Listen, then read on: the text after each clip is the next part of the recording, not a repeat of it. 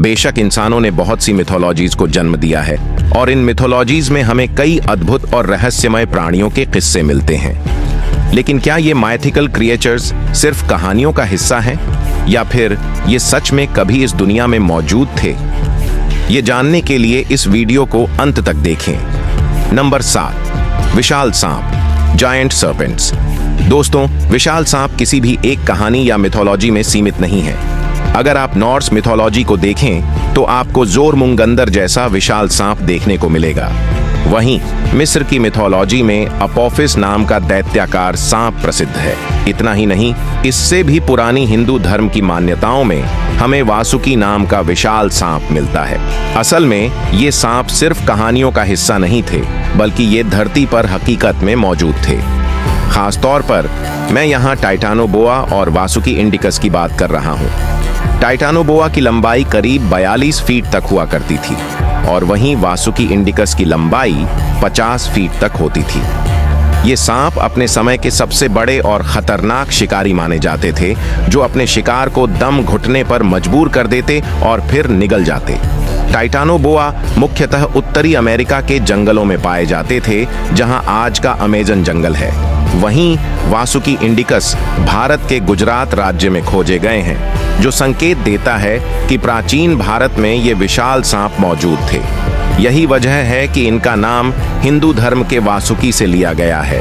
Number 6, यति और Bigfoot. दोस्तों, क्या आपने कभी 2 पैरों पर चलने वाले, इंसान जैसे दिखने वाले बंदर के बारे में सुना है?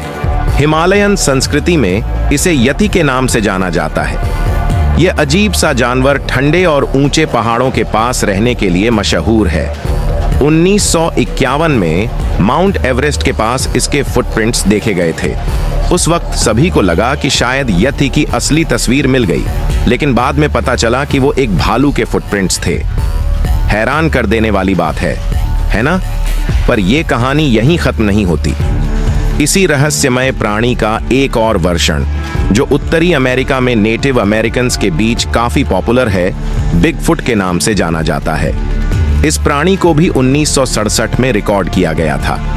हालांकि कई स्रोतों का मानना है कि यह फुटेज सही नहीं थी। फिर भी दोस्तों, यति और बिगफुट के प्रति लोगों का आकर्षण कभी कम नहीं हुआ। अब एक दिलचस्प बात सुनिए। आज से करीब 3.7 मिलियन साल पहले अफ्रीका की तपती हुई गर्मी में एक प्राणी रहता था, जिसका नाम ऑस्ट्रलोपिथेक्स था। यह प्राणी देखने में कुछ यति या बिगफुट जैसा लगता था, और यह कोई और नहीं बल्कि हम इंसानों का एक प्राचीन पूर्वज था। ऑस्ट्रलोपिथेक्स का दिमाग हमारे आधुनिक इंसान के दिमाग से 3 गुना छोटा होता था।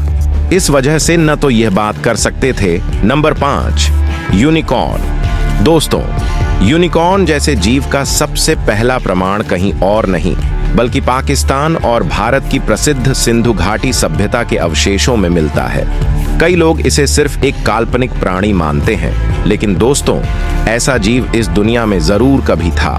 दरअसल लगभग 40,000 साल पहले आइस एज के ठंडे दौर में एलस्मोथेरियम नामक विशालकाय गैंडा धरती पर घूमता था। और आपकी जानकारी के लिए, गैंडे के सबसे करीबी रिश्तेदार घोड़े होते हैं।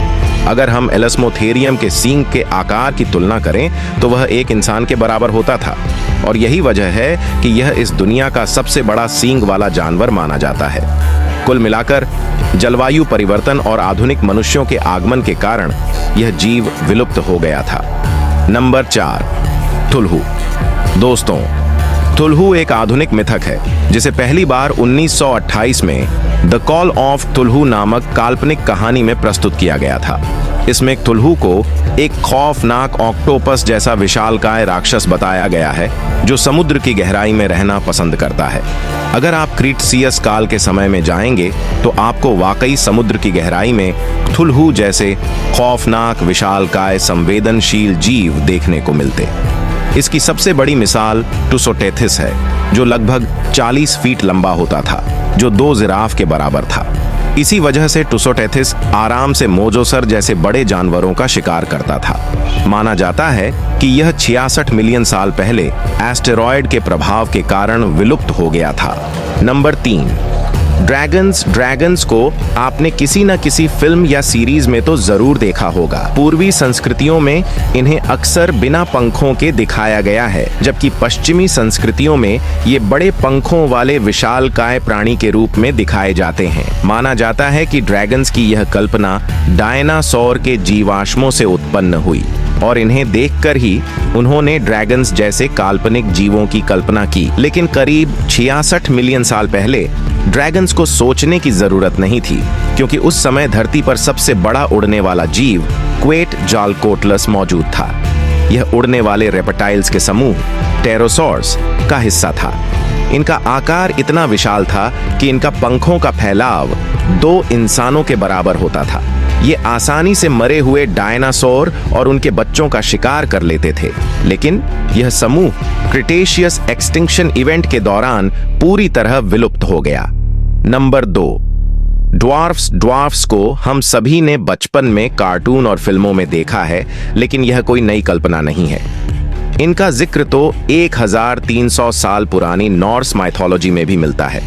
लेकिन दोस्तों, आज से करीब 50,000 साल पहले ड्वार्फ्स केवल कहानियों का हिस्सा नहीं थे, बल्कि वास्तव में धरती पर मौजूद थे।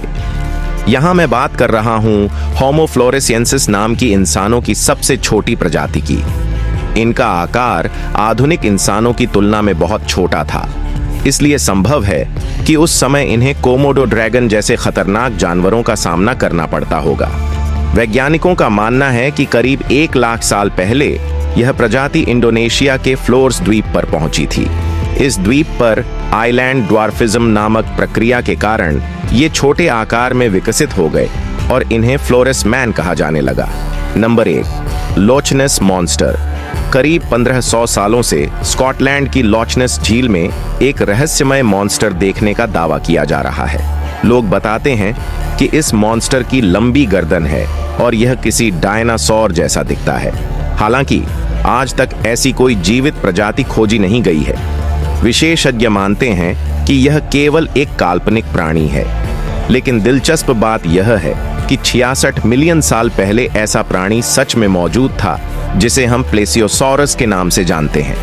यह प्राणी आकार में 3 एसयूवी कारों के बराबर था और वर्तमान लोचनेस मॉन्स्टर से भी बड़ा था।